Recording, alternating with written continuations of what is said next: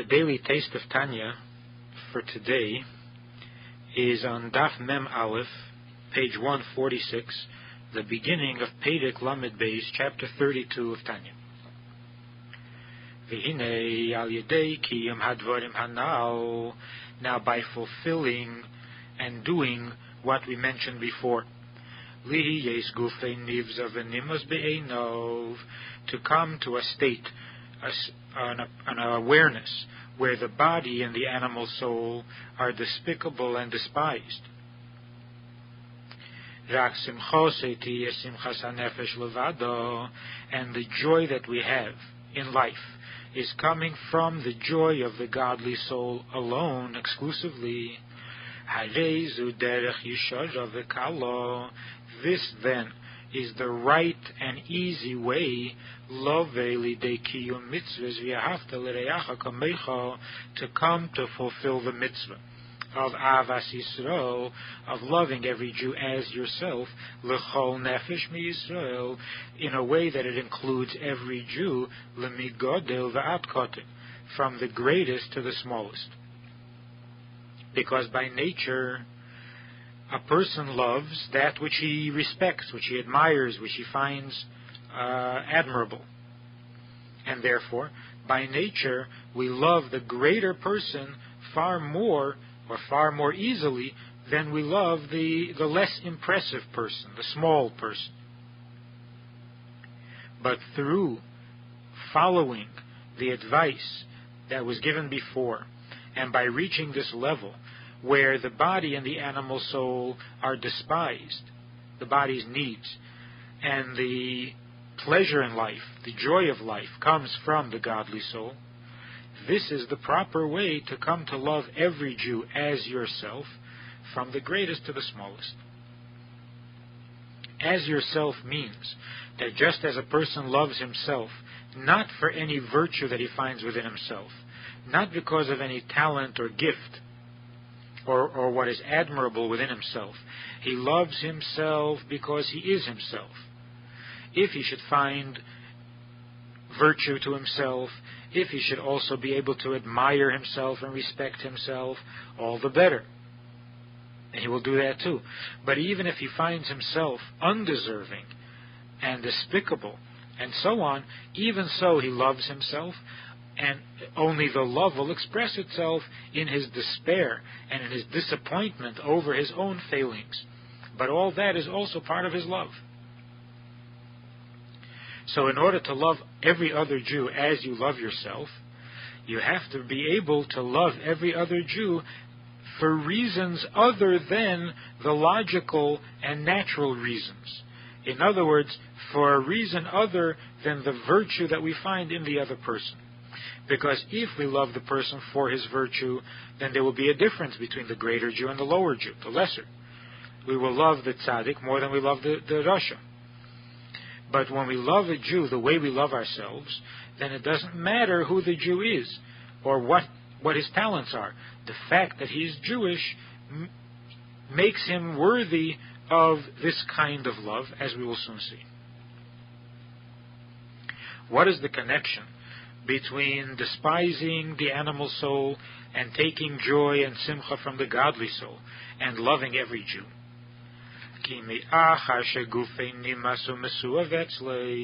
Because since his body he despises, and the soul, who knows and who can measure the greatness and the preciousness of a soul, in its source and in its root in the living God. In other words, since he looks at himself as a neshama rather than a body, he will look at the other Jew also, not as another body, but as another neshama. So if he is judging the body, meaning to say the human talents, then he could find virtue in one Jew and fault in another. Or he can find more virtue in himself and less virtue in the other, and therefore he finds no reason or basis for loving the other person. But since the body is to him secondary and unimportant, what's important to him is the neshama, so he sees the other person's neshama, and the other person's neshama, regardless of what the person himself looks like, in his personal talents and so on, but his neshama in its source, who can tell and who knows how great that neshama could be? So the reason for loving another Jew is because you love your neshama, and therefore you see the neshama in the other Jew, and neshamas are mysteriously high and great, so that we can't find fault with a neshama, and therefore can't find any reason not to love even the smallest Jew, small in virtue. Bishegam, and what is more, is shekulon masimeis, that all souls really, in their source, in their origin, are really all alike and all equal. The first statement was that there are so many levels of greatness in the neshama that we can't even tell how great the neshama is. But now he's saying that there's an even higher level. If you trace the neshama back even further, there you come to a level where there is no difference at all between the neshamas. They're all alike. And what's even more is v'av echad l'kulano, that we are all one, not only alike, but we are all one because we all come from the same Father. And just as with a father, you never know how precious and how great a child is to the father.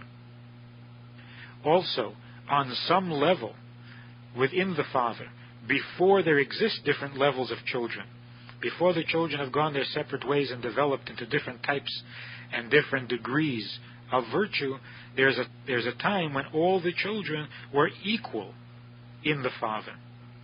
And then there's an even higher level where no matter what happens, all of them remain one, not only equal, but one given the fact that they have a single and common Father.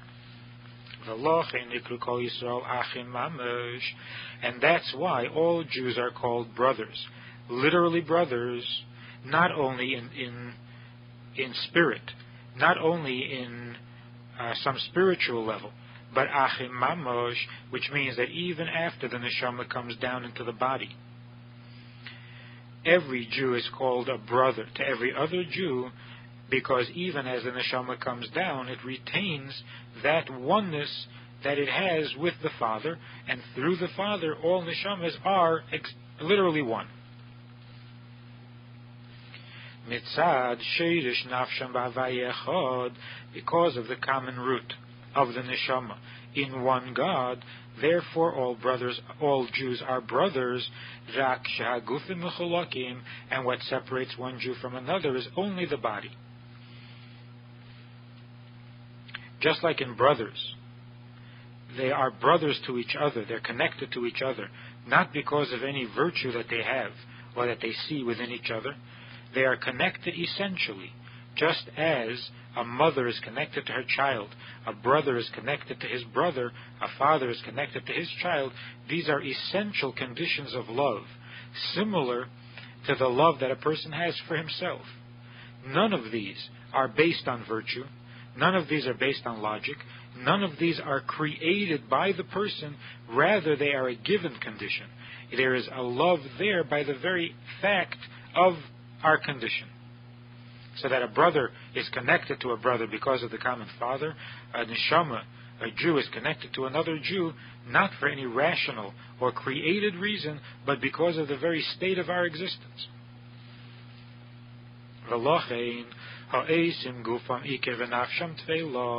And therefore, those people for whom in their own lives, their body, their physical existence, their personal existence is primary, v'nafsham tveilah, and the Jewishness of them, the Jewish neshama, is secondary.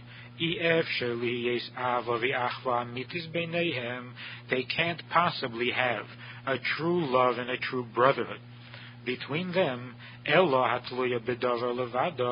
can have only a love that is dependent on a third thing, on an external consideration. And when you have a love that is dependent on a third consideration, on an external thing, as for example, one Jew loves another because the other is a special person, he's a great person, he has wonderful character, he's bright and he's learned and he's pious and he's holy and so on. All of that is an external reason. He loves him for his virtue and not for himself. So where you have a love that is dependent on an external reason, an external consideration, you have two problems. First of all, the love is not for the person himself. It is not an essential love, and therefore it can't apply to all Jews equally. It applies only where the virtue or where the reason exists. And secondly, even within that person himself, the reason can slip away, can be diminished, can be disappointing, where suddenly he doesn't see the other person's virtue anymore, and then the love will fall away as well because it exists only by virtue of this consideration. Take away the consideration, the love is gone as well. And so for the people to whom the body is important, meaning to say their individuality, what makes them different is what is important to them, then there can't be any love between them. But if what is important is that which we have in common, that which makes us Jewish, the Jew within us, then we are fully capable of loving every other Jew. And not for any external reason, but it's an essential love. We love every other Jew in the same way that we love ourselves, which means for no reason at all.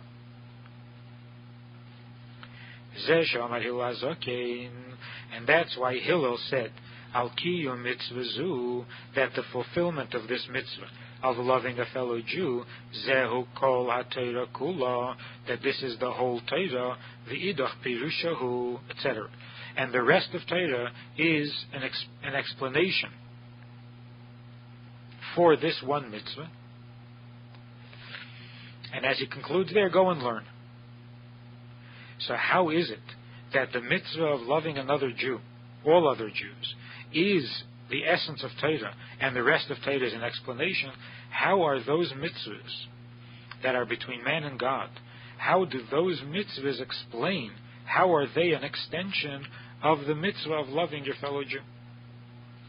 So the Rebbe explains, Ki Yesed v'Sheirish Kol HaTorah, because the foundation and the root of entire Torah, of everything in Torah, Hu lahagbiya v'la'ales hanefesh al haguf maila.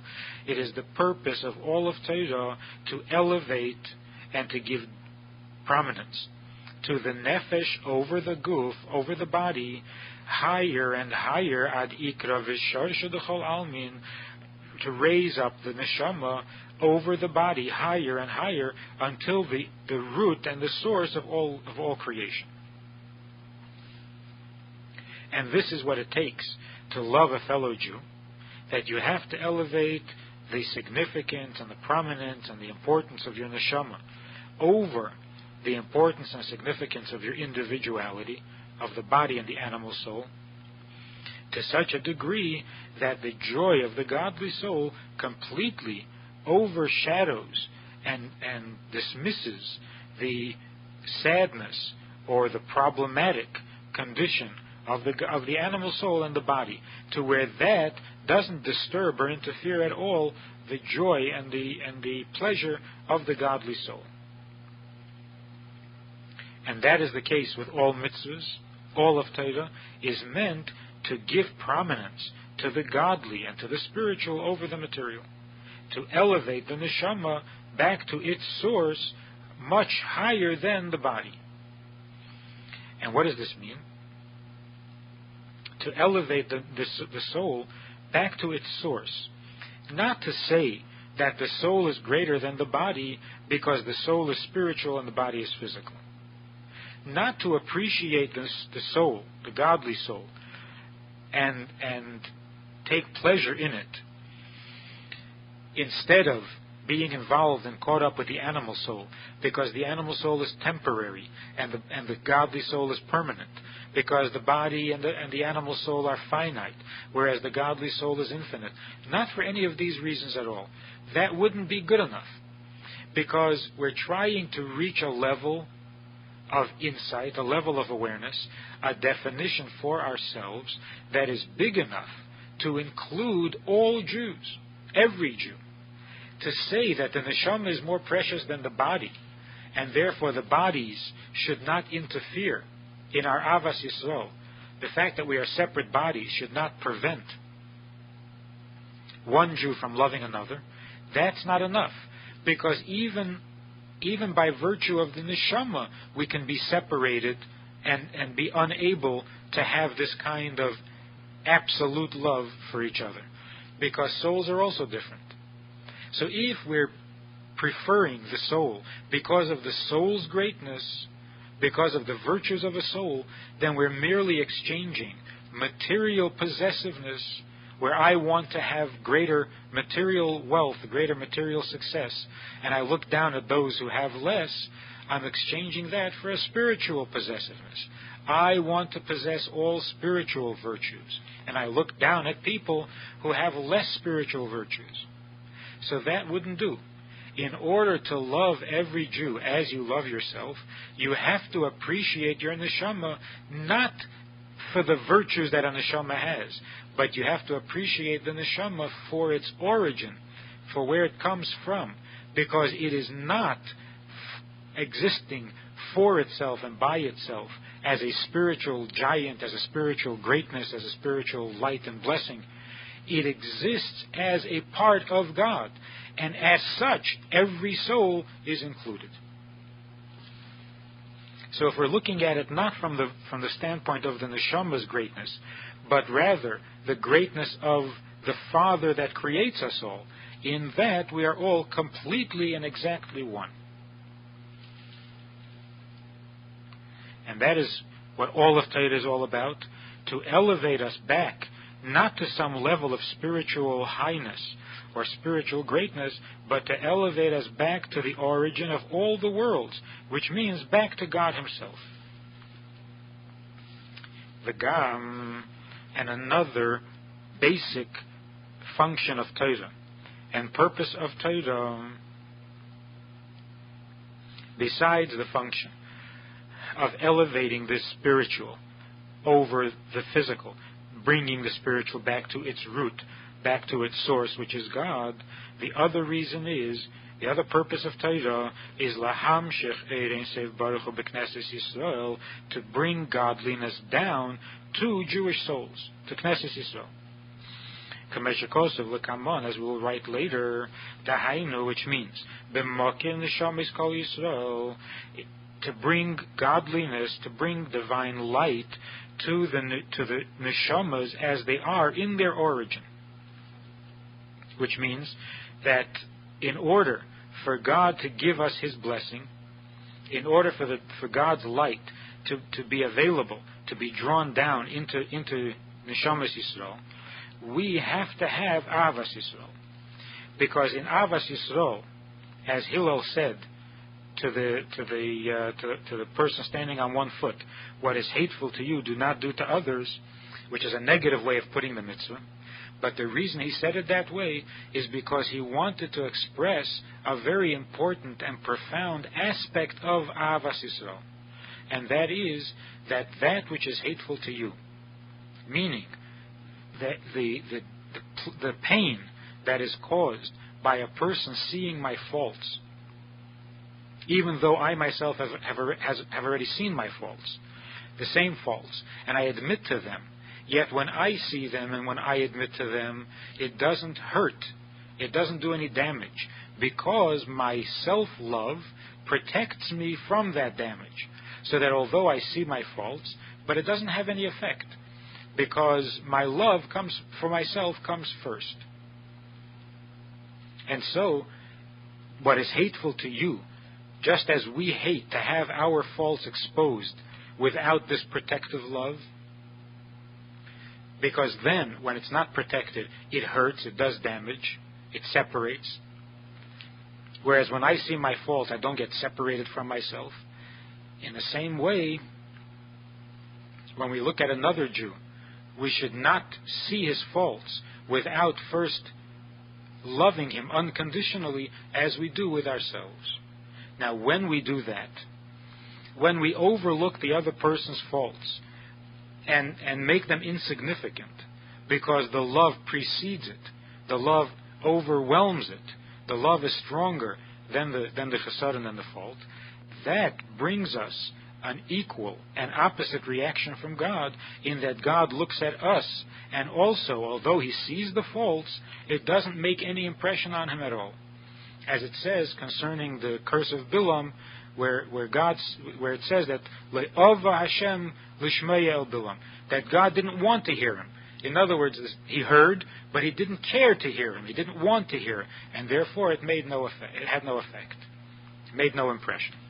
So when Jews love each other unconditionally, and that is expressed in not seeing the faults of another Jew without first having this unconditional love, then we get God's blessing. Then we bring down the Eid Ein Seif into ourselves, because God treats us the same way. He sees our faults, but it doesn't have any effect. Dahainu, which means to bring down godliness.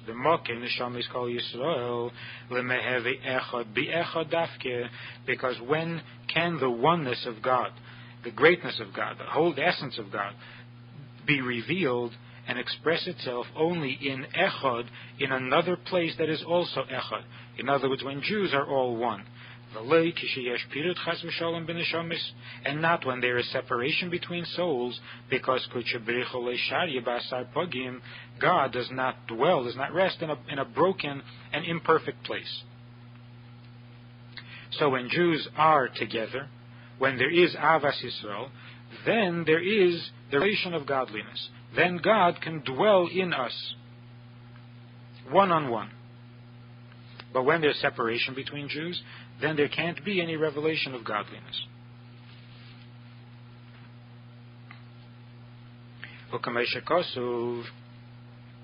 And as we find it written,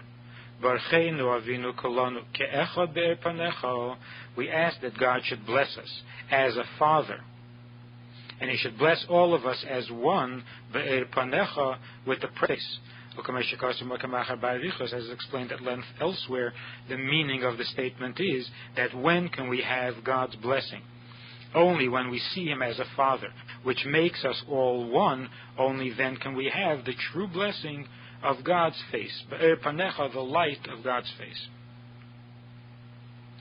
So, the mitzvah of Avas Yisrael is then the essence of all of Torah, because just as with Avas Yisrael, in order to love the other Jew, you have to look past your own virtues, not only the virtues of your animal soul, your talents, your physical virtues, but also you have to look past your spiritual virtues. In other words, the individuality of your neshama has to also be secondary. And what has to be primary is the fact that you're Jewish, not the degree to which you're Jewish or the amount of Jewishness you are able to accomplish and to attain, but rather the very fact that you are a Jew, which means the very fact that you are your Father's child. In the same way, all of mitzvahs and all of Torah is not meant to satisfy the neshama. We don't do the mitzvah because the neshama wants it or the neshama enjoys it. We do the mitzvah because that's what God wants. So that if that's the case with all of mitzvahs, with all of Torah, if a Jew is being a Jew because that's what God wants of a Jew, and he's not doing it to satisfy his own spiritual needs or ambitions, then every Jew is equally Jewish and therefore would be included in his enthusiasm and in his love for his own Jewishness. But when we find that with other Jews he can't seem to see eye to eye, he can't get along with them because they're not good enough in this and they're not good enough in that, then you have to wonder and you have to become suspicious. What about all the other mitzvahs that he's doing? Is he doing them because of our Father in heaven, or is he doing it because this is what his neshama asks for? This is what he appreciates in a spiritual gluttony. And therefore all of his Torah and all of his mitzvahs leave something to be desired. On the other hand, when a person loves a fellow Jew because in himself he sees a Jew, and that's what he loves, and that's what he appreciates, it automatically would include every other Jew who is as Jewish as him. And every Jew is.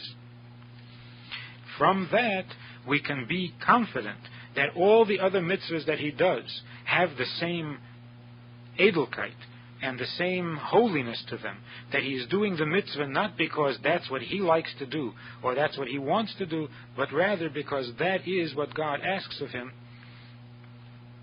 as he asks the same of every Jew.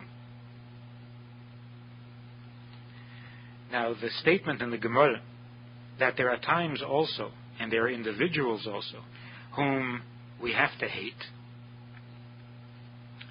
because there are things in this imperfect world, until Mashiach comes, there will be good things and there will be bad things. And just as we're supposed to appreciate the good, we also have to hate that which is evil. Because if we don't, then eventually even the good begins to suffer. So there are times when we have to hate another Jew who is being evil, but that is not a contradiction to the statement that Avas Yisrael is an unconditional love that includes every Jew without exception. This is not a contradiction, as we will explain tomorrow. On the subject of Avas Yisrael, a chassid once asked his Rav for advice on how he can attain a greater Avas Yisrael. He felt that he was deficient in his Avas Yisrael, and he asked for advice. And the mashpia said to him, his Rav said to him, a stranger doesn't have love for the people he meets. But one who is not a stranger, one who is part of the family, normally and easily loves the members of his family. Therefore, the mashpia said to him, stop being a stranger. When you stop being a stranger, you will automatically love every Jew. In the Hayom Yom, for the 9th day of Adar, the statement is, in Yiddish, as men geht in gas, men tracht mishnayis, Tanya, when you walk in the streets and you're thinking, rehearsing in your mind a Mishnah or Tanya, when you sit in Krom, in the store, with a chumash atilim, with a chumash or a tilim, is idas tayere today, in our world today, it is more precious wie in der Zeit, when in gas, in street, gewen lichtig be'er Torah. It is more precious today than in those days when the street was already illuminated with the light of Torah, back in the good old days. Metarnish gain in gas a liberikona. You're not allowed to walk the streets with an empty heart, meaning to say without something to be thinking. Men darf haben Torah mit was zu gehen in gas. We have to have some Torah memorized with which to walk the streets.